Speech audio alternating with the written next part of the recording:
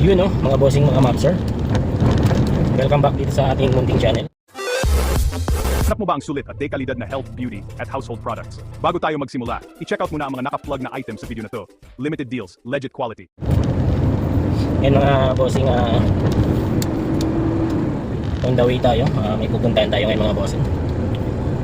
Sobrang mahal na ng gasolina at diesel ngayon mga bossing, mga mapser.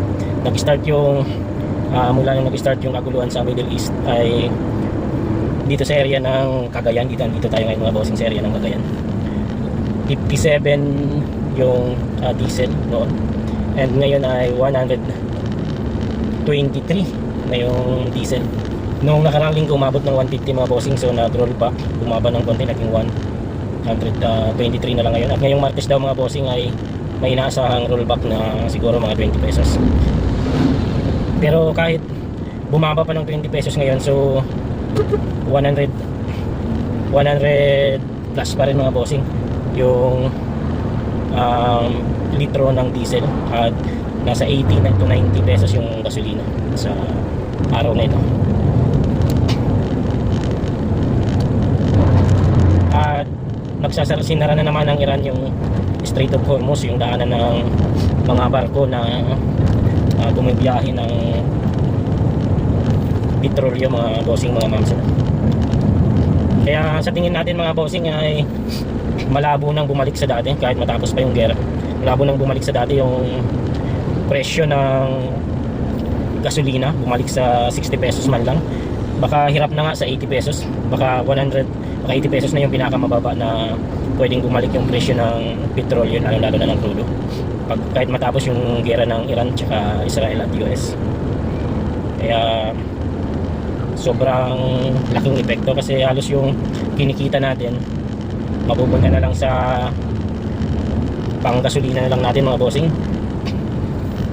Paano yung mga wala pang minimum yung kinikita? Talagang mahihirapan sila dito sa nangyayaring pagtaas ng petrolyo.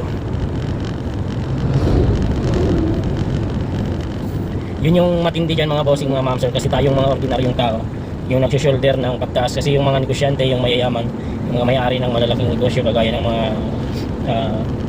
gasolinahan, mga malalaking negosyante, mga bilyonaryo, hindi naman sila naapektuhan yan kasi ganun pa rin, hindi naman nababawasan yung kinikita nila. Magtataas lang ng halaga yung mga bilihin, yung tao yung mag-a-adjust, yung mga ordinaryong tao yung mag-ahabol. Kaya tayo pa rin yung talagang tayo yung magsushoulder ng mga pagtaas ng bilihin. So yun yung pangit dyan mga bossing, mga idol. Kaya kailangan natin dyan na wala tayong magagawa dyan mga bossing, mga mamsel. Kailangan natin dyan na magdagdag. Yun na lang yung pinakasolusyon. Kailangan natin magdagdag ng pagkakitaan dyan mga bossing. Kaya ngayon dapat hindi na lang isa yung source of income mo.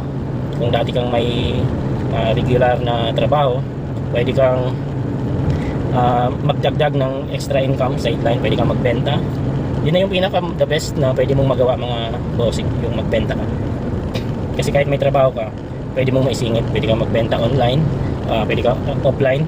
Kung ano yung skills mo mga bossing, ano yung hilig mo, pwede mo yung gamitin na sideline na negosyo or extra pagkakitaan. Para magaya sa akin mga bossing, sa sideline tayo ng mga affiliate. Kung mayroong TikTok account kayo mga bossing at meron ng 600 followers, i-register nyo as TikTok affiliate. So yung mga videos nyo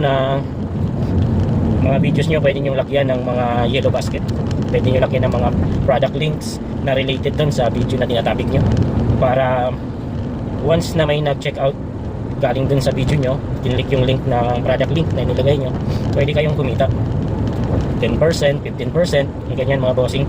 So kung malaki-laki yung fan base mo, yung followers mo, malaki din yung pwede mong kitain mga bossing. Kasi halimbawa yung mga malalaki ang followers, nag 100,000 views, 1,000 views lang mga bossing, may bumili lang sa iyo na 10 tao everyday galing sa videos mo. Halimbawa may bumili sa iyo na 10 tao, tapos 10% ka sa binili nila, makikita ka na 10%. Halimbawa bumili yung 10 tao na yun ng worth 10,000 pesos, so automatic may 1,000 pesos ka mga boss sa binili nila.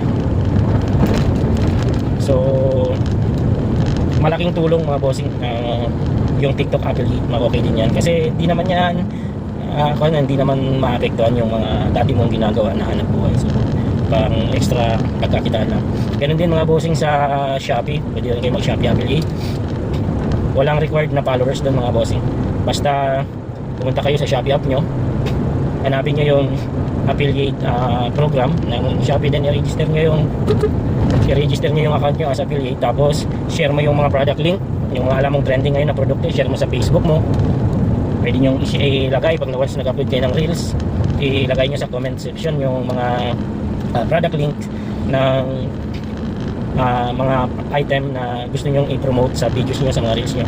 So once na may nag-check out doon mga bossing, mga ma'am sir na tao galing na sa video nyo, automatic kung ilan yung binibigay ng seller na commission, yung about 20%, automatic papasok sa inyo yung 20% commission. So malaking bagay kasi syamba-syamba lang yung mga bossing. Parang nung una akong gumawa ng TikTok ay Shopee affiliate account, may isang produkto lang ako mga bossing na nag-trending, barley. Tapos in-upload ko lang yun, isang video lang, try lang. Then after 1 week siguro, after 1 week, unang araw, pangalawang araw, walang views, walang bumibili. Gumawa lang ako ng video sa Shopee, in-upload ko lang sa Shopee. Tapos isang video lang yun. After 1 week, nagulat ako, biglang nagkaroon ng benta na 6 pesos mga bossing. So yun, may 6 pesos na siya, bumenta. Sabi ko, mayroon niyang benta, bumibenta talaga. Tapos yun, 6 pesos lang, di pa naman ako sinipag na mag-upload ulit. Mga sumunod na araw, biglang may benta na yung video, o may commission na 600 pesos, hanggang siguro na straight yung isang buwan, 1,000 pesos, 3,000 pesos, isang product lang yun mga bossing. Kaya yun, gumawa na ako ng madaming videos. Kasi tsamba-tsamba lang kung may magti-trending or may videos ka na madaming bibili na produkto. So yun, kumita ako dun sa isang videos ko ng siguro may kita 50 mil, isang videos lang yun, hanggang humina na yung trend ng products na yun, hanggang humina na, tapos wala nang bumibili, tapos inalis na ng seller yung commission, binaba na lang sa 1% kasi dati 15% yan ng ginagamit ko pa, yung pinopromote ko pa. So yun, nag-upload naman ako ng ibang mga products yun. Ngayon, merong kumikita pa konti-konti, so meron 500 pesos a day, ganyan. Sa TikTok 500 pesos din, ganyan, 200 pesos, 300 pesos. At least, kahit pa paano, meron ka ng at 500 pesos per day na hindi mo na talaga gaanong pinaghihirapan. So mag-effort ka din pero hindi mo na gaanong pinaghihirapan.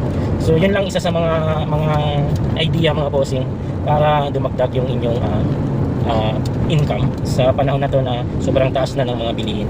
So yun lang mga bossing, medyo mahaba-haba na yung update natin, yung video natin ngayon. Sa susunod naman bibigay naman sa inyo ng tips ng mga ibang extra income na ginagawa ko na pwede nyo din gawin para pwede nyo rin subukan para maging dagdag nyo pagkakitaan. So yun lang mga bossing, nagde-drive tayo ngayon, binibiyahe tayo ngayon kasi pupuntahan tayo. So yun lang mga bossing, thank you so much sa inyo patuloy na pagsuporta dito sa ating YouTube channel, sa Maringis channel. Pwede rin po kayo pala dito mga bossing mag-check out, may mga products dyan na naka link sa video sa baba, click nyo lang po, then i-redirect na kayo sa Shopee, then pwede kayo mag-check out. Baka sakaling andyan yung mga items na hinahanap nyo, check out nyo na dito sa ating shop. Meron din tinatawag na Shopee video, YouTube shopping mga bossing. So yun lang mga bossing, peace.